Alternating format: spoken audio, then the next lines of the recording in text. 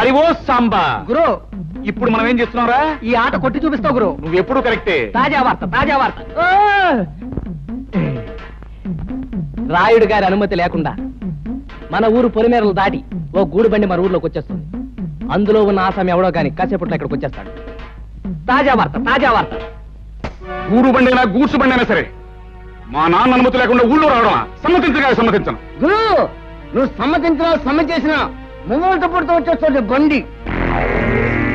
Permission లేకుండా రావడమే కాకుండా పైగా మూల తప్పుడు ఒకటే. అదిగో సాంబా గురు. ఇప్పుడు మనం ఏం చేస్తున్నారా? బండి నాపి శాంతి లేపి ఫటఫట్లాడించి మీ నాన్న పరువు నిలబెడతావు. కరెక్ట్.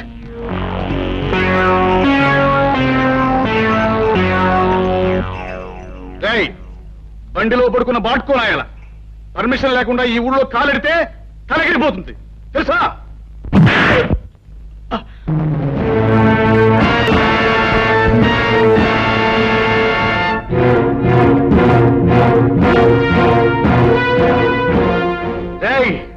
ఈ రాయుడు కొడుకునేదంతావురా? పైగా గేదెలా కాలుతుంటావా? క్లోజ్. ఈ రోజుతో నీ చాప్టర్ క్లోజ్. అయ్యో సాంబా గురు, ఇవాళ వీడిని మనం ఏం చేస్తున్నావురా? ఈ వేళ వీడి చాప్టర్ క్లోజ్ చేస్తాం గురు. ఒరేయ్ రాయుడు కొడక, ఈ ఊరే కాదు ఈ దేశంలో ఏ ఊరు కూడా ఎవడబ్బ సొమ్ము కాదు. కనుక వచ్చేవారికి అనుమతులు పర్మిషన్లు అక్కర్లేదు. కానీ మా ఊరి పద్ధతి ఏ పద్ధతైనా ఈ వేళ నుంచి మారి తీరాలి. ఎందుకంటే మనం దిగాం కనుక. అరివో సాంబా గురు, ఇప్పుడు మనం ఏం చేస్తాంరా? మా గిరిబాబుని వదిలేస్తావు గురు. Not correct, not correct.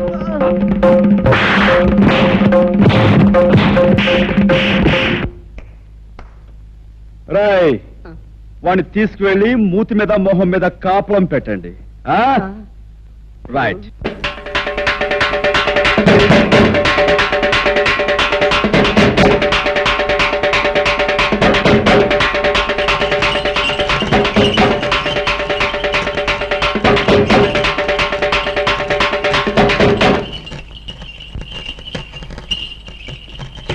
మహాజనులారా, నా గ్రామ ప్రజలారా,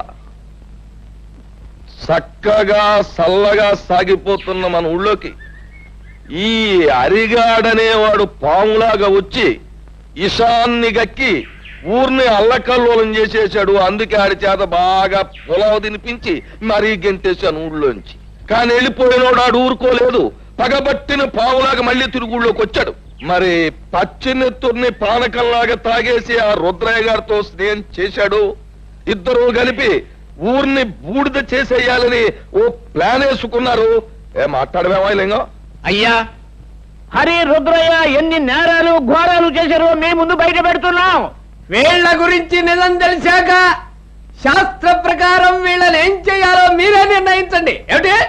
తర్వాత వాళ్ళిద్దరూ కలిసి ఎన్ని పాపిష్టి పనులు చేశారో, ఎన్ని లుచ్చా పనులు చేశారో వాళ్ళ మాటలన్నీ కూడా ఇక్కడ ఉన్నాయి. అవి ఇప్పుడు మీకు వినిపిస్తాం. ఆ మాటలు విన్న తర్వాత ప్రజలైన మీరు మరి రాళ్లు పట్టుకుని రవ్వలడ్లే తినిపిస్తారో, కర్రలట్టుకుని కారపూసే తినిపిస్తారో మీరే తెచ్చుకోండి.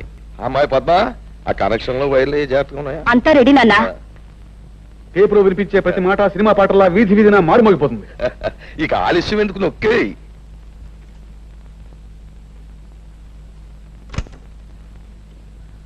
నాకెదురు తిరిగినోడు ఎవడో ప్రాణాలతో బయట పడలేదు. అవును, మీ మాస్టర్ నా మాట లేదని ఈ చేతితో నేనే పొడి చంపేశాను. ఇప్పుడు ఏమంటావు? ఆ ఈరిగాడి కూతుర్ని స్వయంగా నా చేతితోటే పీక బిస్కెట్స్ చెరులో పారేశాను. ఏం చేస్తావు? చీటికి మాటికి నోరెట్టు పడిపోయా మీ అమ్మమ్మని ఆంబోతో తొక్కించి చంపించేసింది నేనే. దానికి నువ్వు ఆంబోతుని చంపావు కానీ నా జోలికేం రాలేకపోయావు కదా. ఇక్కడ నేను నేరాలు చేసినా, ఘోరాలు చేసినా, న్యాయం గాని చట్టం గాని పేద గాని ఆ కనెక్షన్లు కనెక్షన్లు పీకి పారేసి అరిగడు కుటుంబానికి మంగళార్థం పడి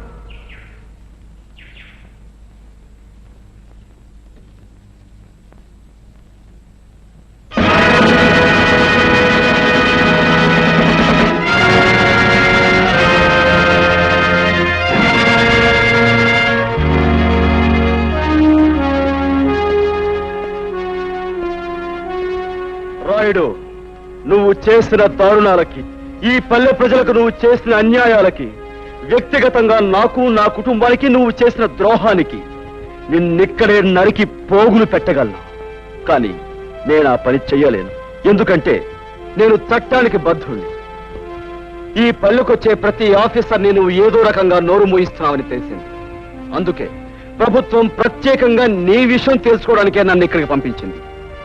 బాధ్యత గల పోలీస్ ఆఫీసర్గా నిన్ను, నీతో పాటు నీ పాపాలను పంచుకున్న ఈ దుర్మార్గుల్ని చట్టానికి అప్పగిస్తాను. బాబు, ఇప్పుడు నువ్వు అన్న ప్రతి మాట యథార్థమేనని ఒప్పుకుంటాను. మీరే శిక్ష చేసినా భరిస్తాను. అమ్మా పద్మ, ఇలా బాబు, నా రక్తాన్నే పంచుకు పుట్టిన మంచితనం, మానవత్వం కూడా పెంచుకుంది మా పద్మ. దీనికి ఇక నువ్వే తోడుగా ఉండాలి బాబు. నీ చల్లటి మనసుతో, నీ గుండె నిబ్బరంతో ఈ ఏళ్ళ నుంచి ఈ ఊరిని రామరాజ్యం చెయ్యాలి అని నేను కోరుకుంటున్నాను. అందరూ నన్ను మన్నించండి. చలో చలో.